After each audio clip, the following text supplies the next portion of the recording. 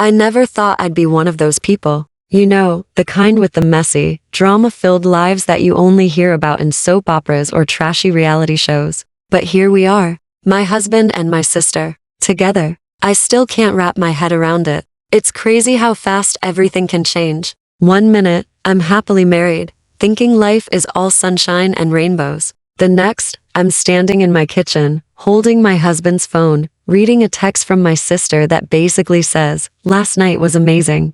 I mean, what? Let me backtrack a bit. My sister Emily and I, we've always been close. Like, annoyingly close. Growing up, we were each other's ride or die. We shared everything: clothes, secrets, our deepest thoughts. So, it never crossed my mind that one day I'd want to cut her out of my life entirely. It all started on a random Saturday morning. I woke up to the smell of coffee. James was always good with the little things like that, but something felt off. James, my husband, was acting weird. He was being shifty, wouldn't look me in the eye, and kept messing with his phone like it was a lifeline. I asked if he was okay, and he mumbled something about work stress. I didn't press him on it because, honestly, I figured I was overthinking it. Spoiler alert, I wasn't. Later that day, when James went to shower, I did something I've never done before: picked up his phone. I don't know what came over me. Maybe it was the way he was acting, or maybe I'm psychic, but I just had to look. And that's when I saw the text. Emily, my own sister, had texted him, "Last night was amazing. I can't stop thinking about you." At first, I thought maybe I was hallucinating or had read it wrong. But nope, there it was, clear as day. And as I kept scrolling, it got worse. They'd been sleeping together for months, while I was out here living my blissfully unaware life, thinking everything was fine. These two were sneaking around behind my back. I felt like I got punched in the gut. My heart was racing. My hands were shaking. I didn't know what to do. I sat there for what felt like hours, staring at the screen,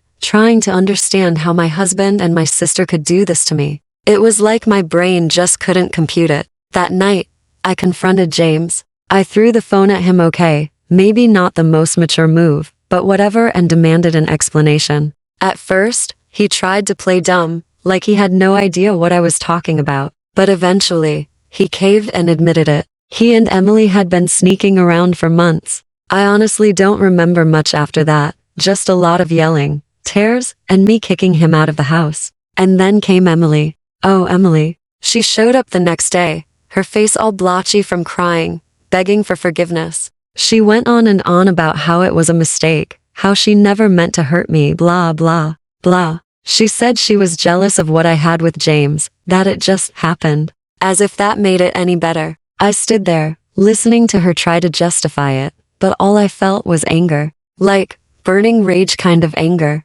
How could she? How could the two people I trusted more than anyone else in the world do something like this to me? I told her to get out, that I didn't want to see her face ever again, and slammed the door in her face. Dramatic, I know, but honestly, it felt good. Since then, it's been a whirlwind of emotions. I've been a mess, honestly. Some days, I'm okay-ish, and other days, I feel like I'm drowning. James keeps texting me, begging for another chance, but I can't even deal with that right now. And Emily? I haven't spoken to her since that day, and I don't plan on it anytime soon.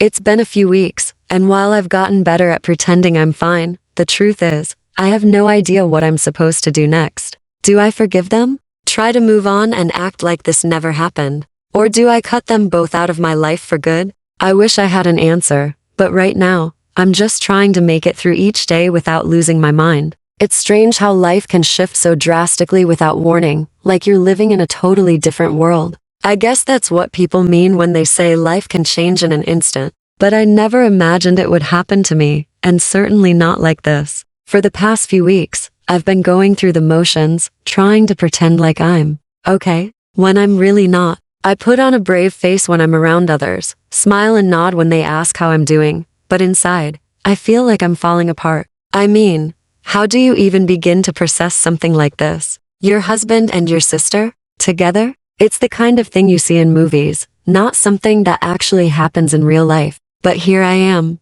living it. I've been avoiding social media like the plague. Every time I log on, I'm bombarded with happy couples, people celebrating anniversaries, and sisters doing fun things together. It's like the universe is mocking me, throwing all these reminders of what I've lost right in my face. So, I've just stopped looking. It's easier that way. Instead, I've been throwing myself into work. It's the only thing that feels somewhat normal right now. I've been staying late at the office, taking on extra projects, anything to keep my mind off of what's happening. But even then, there are moments when the reality of it all hits me, and I have to step away to keep from breaking down. I'll lock myself in the bathroom, take a few deep breaths, and tell myself that I can get through this, even if it doesn't feel like it. My friends have been great though. They've rallied around me in a way that I never expected. We've had countless wine nights, where we sit around and talk about everything but my situation, just to keep things light. It's nice to feel normal for a little while,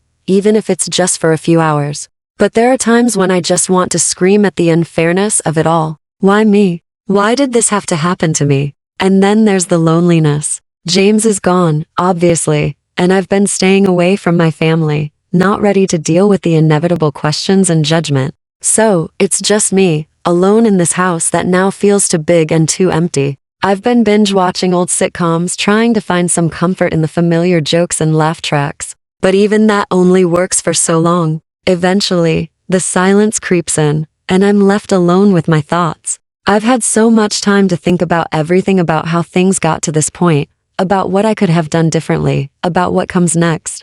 And the more I think about it, the more I realize that I've been neglecting myself for a long time. I've always been the one to put others first, to make sure everyone else is happy before I even think about what I need. And where did that get me? Betrayed and alone. So, I've made a decision. I'm done putting everyone else's needs before my own. I'm done bending over backward to make sure everyone else is okay while I'm falling apart. It's time for me to focus on myself for once, to figure out what I want and need without feeling guilty about it. I've started taking small steps. I've been going to the gym, not because I want to punish myself, but because it feels good to move, to let out some of the anger and frustration that's been building up inside me. I've started eating better too, not out of some need to lose weight, but because I deserve to treat my body with care and respect. And I've been reading more, losing myself in books that have nothing to do with my reality, just for the escape. It's been helping, little by little. There are still days when I feel like I'm drowning,